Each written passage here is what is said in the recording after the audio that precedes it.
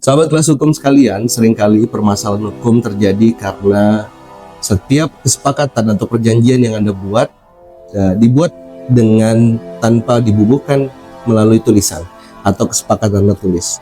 Lantas, bagaimana cara menyelesaikannya? Ada dua hal penting kita bahas dalam konten kali ini. I don't ever slow up, no I don't take shit. I got no love for the fakeness. If you wanna play tough, I wanna hate this. I don't ever slow up, no I don't take shit. I got no love for the fakeness. If you wanna play tough and wanna hate this, I'll always show up and make a statement. I don't Teman-teman sekalian, selamat datang di konten kelas hukum. Tempat kita berbagi bersama-sama, dan mudah-mudahan setiap konten di kelas hukum ini bisa menghadirkan manfaat. Kali ini kita bicara tentang pentingnya sebuah kesepakatan atau perjanjian. Seringkali setiap orang itu bermasalah karena kesepakatan atau perjanjian yang dibuat dalam mengambil satu kesepakatan bisnis, misal, itu tidak dibubuhkan dalam satu kesepakatan tertulis. Maka ada dua hal yang penting yang harus diketahui. Ada dua. Yang pertama adalah syarat sah perjanjian atau kesepakatan itu sendiri. Ini bagian penting yang harus diketahui. Yang kedua adalah kalau membubuhkan dalam kesepakatan atau perjanjian tertulis, apa saja yang harus ada dalam kesepakatan tertulis tersebut. Yang pertama adalah berdasarkan KUH Perdata pasal 1320 disebutkan, penting bagi kita dalam membuat sebuah kesepakatan adalah adanya kesepakatan yang mengikatkan antara kedua belah pihak. Poin ini penting. Tentu satu orang atau si A dengan si B harus menemukan satu kesepakatan di antara keduanya, padahal apa mereka ini saling berkaitan atau terikat.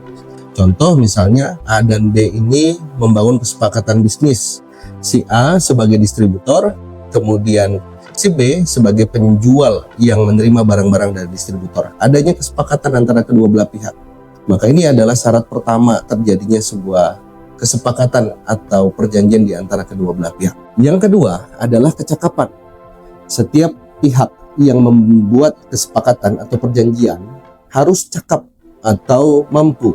Ada beberapa kualifikasi penting seseorang itu dianggap cakap. Yang pertama biasanya adalah dalam keadaan sehat, dalam keadaan mampu, kemudian juga tidak terganggu pikiran dan jiwanya. Terlebih juga memang sudah dewasa dan mampu mengikatkan diri dalam sebuah kesepakatan dan perjanjian. Yang ketiga adalah satu pokok persoalan tertentu yang mengikatkan antara kedua belah pihak. Tentu ada poin-poin atau kesepakatan antara kedua belah pihak yang disepakati, yang memang nanti akan dibubuhkan yang menjadi kesepakatan antara kedua belah pihak tadi. Dalam contoh tadi, misalnya ada kesepakatan bisnis antara kedua belah pihak. Tidak hanya ada satu poin, tapi juga tentu ada kesepakatan-kesepakatan yang nanti akan dibubuhkan dalam kesepakatan perjanjian yang nanti disepakati oleh kedua belah pihak.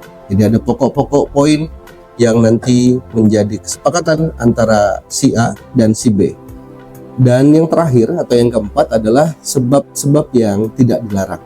Jadi menurut pasal 1320 KUHP bahwa setiap ketentuan yang ada di dalam kesepakatan atau perjanjian antara kedua belah pihak itu tidak boleh memuat sebab-sebab yang dilarang.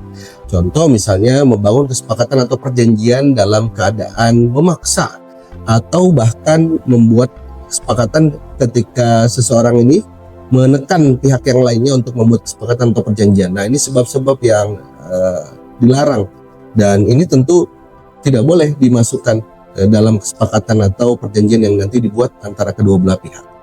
Jadi sekali lagi, ini 4 poin yang penting yang memang harus dibubuhkan di dalam kesepakatan atau nanti surat perjanjian. Dan Anda tentu perlu tahu ini ketika Anda membangun kesepakatan atau perjanjian bisnis.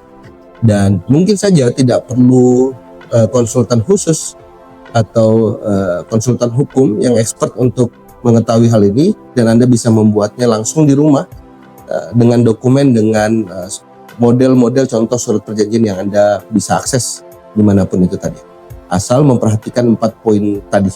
Baik teman-teman, lantas kemudian kita bicara bagian yang kedua. Bagaimana kalau membubuhkan kesepakatan atau perjanjian tersebut di dalam dokumen tertulis? Apa saja yang harus diperhatikan? Nah, teman-teman, ada beberapa bagian kalau kita membuat perjanjian atau kesepakatan tersebut dalam dokumen tertulis. Yang pertama adalah identitas diri. Tentu dipastikan dalam setiap kesepakatan atau perjanjian yang Anda buat memuat identitas diri. Di antaranya adalah tentu nama. Nama yang jelas, dipastikan sesuai dengan identitasnya, KTP-nya. Nah, ini harus dimuat di dalam surat kesepakatan atau perjanjian tersebut.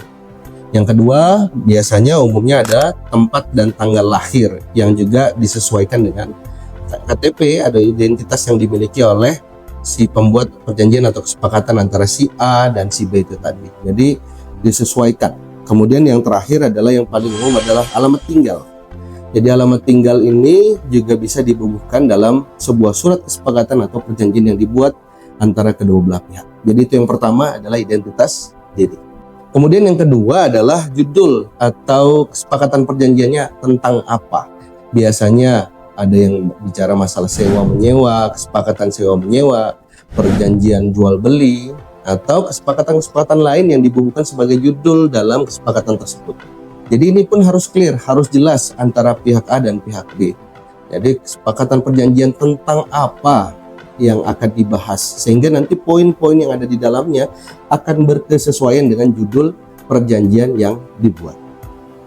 Yang ketiga, mungkin ini opsional, tapi beberapa draft perjanjian sering kali membubuhkan hal ini, yakni latar belakang yang mendasari adanya perjanjian. Misalnya sehubungan dengan disewanya rumah sewa A, maka saya membuat perjanjian ini agar kemudian hari tidak terjadi masalah. Jadi lebih kepada latar belakang yang mendasari perjanjian tersebut dilakukan. Dan ini sekali lagi adalah opsional, namun perlu dipertimbangkan untuk dimasukkan dalam surat perjanjian yang Anda buat. Kemudian bagian keempat adalah pasal-pasal yang ada di dalam perjanjian tersebut. Apa saja pasal-pasal yang Anda sepakati? Misalnya satu, ada objek perjanjiannya. Objeknya apa? Rumah, tanah, barang, mobil, atau hal-hal lain. Nah, ini perlu dibubuhkan dalam pasal-pasal yang ada. Jadi dalam pasal tersebut harus menyebutkan secara jelas objeknya apa. Kalau objeknya tidak ada, justru malah nanti membingungkan. Kemudian yang berikutnya adalah hak dan kewajiban. Apa hak yang hadir dari kesepakatan kedua belah pihak ini? Misalnya pihak A berhak untuk memberikan fasilitas dari penyewaan rumah. Nah, kemudian yang berikutnya adalah ada kewajiban yang harus diberikan. Misalnya pihak B harus membayar sejumlah uang per tanggal berapa dari proses penyewaan tadi. Jadi ada timbulnya hak dan kewajiban. Kemudian yang ketiga ada harga dan nilai. Biasanya ada menyebutkan berapa harga, berapa nilai penyewaan misalnya tadi, atau perjanjian jual beli berapa nilainya. Dan ini biasa disebutkan dalam sebuah surat perjanjian atau kesepakatan. Berikutnya juga ada jangka waktu, ada masa berlakunya perjanjian, ada 6 bulan, ada setahun. Kembali lagi, ini adalah kesepakatan kedua belah pihak, mau berapa lama kesepakatan ini dijalankan oleh kedua belah pihak. Sangat fleksibel, tapi tentu harus disepakati apakah setahun, ataukah 2 tahun, ataukah 6 bulan. Berikutnya juga ada cara pembayaran, teman-teman.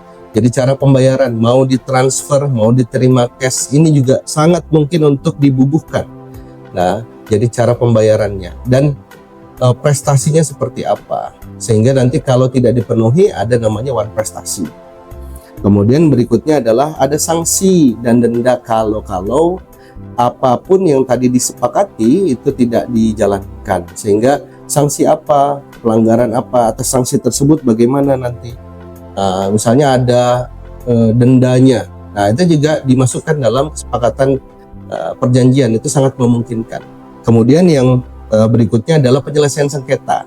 Biasanya paling lumrah, paling umum penyelesaian sengketa diselesaikan secara musyawarah atau menunjuk pengadilan negeri setempat untuk bisa menyelesaikan permasalahan tersebut. Nah, ini yang paling umum. Atau bahkan ada beberapa yang memang mengutamakan prosedur musyawarah dalam menyelesaikan permasalahannya. Dan yang terakhir adalah perubahan atau pengakhiran perjanjian. Jadi ada perubahan, misalnya hal-hal yang belum diatur akan diatur lebih lanjut, atau misalnya hal-hal yang belum diatur nanti akan diatur dalam perjanjian berikutnya atau hal ketentuan berikutnya. Atau juga nanti ada klausul tentang perjanjiannya berakhir. Perjanjiannya berakhir ketika setiap pihak atau salah satu pihak itu tidak menjalankan kesepakatan yang sudah disepakati. Nah, ini klausul-klausul yang memang harus ada, atau pasal-pasal dalam poin perjanjian yang harus dimasukkan sebagai bentuk kesepakatan yang memang nanti dijalankan oleh kedua belah pihak. Dan bagian terakhir adalah penutup tanda tangan.